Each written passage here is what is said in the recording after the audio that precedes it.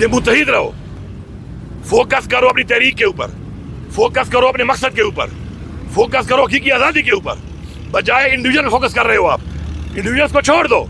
सबका मकसद एक है, हकीकी आज़ादी। सबका मकसद ये है कि हमने किस तरह इमरान खान को रिहा करवाना है, हकीकी आज़ादी लेनी है। उसमें जो जितना किरदार अदा कर सकता है वो करे।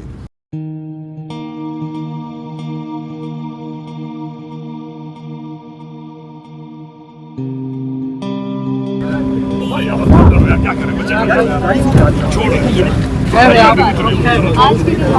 चलो चलो।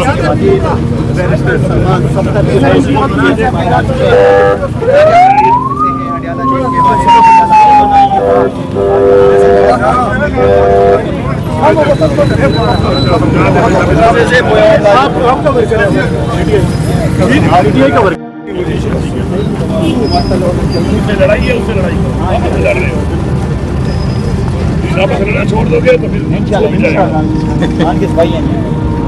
आ जाओ भाई, आ जाओ।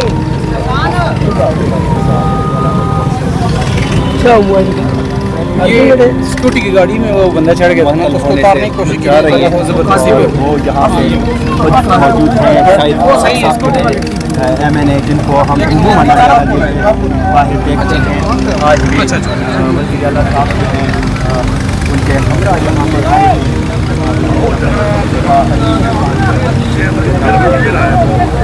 कश्मीर में के वकील खालिद यूसुफ चौधरी भी उनके होता मौजूद है। आप देख सकते हैं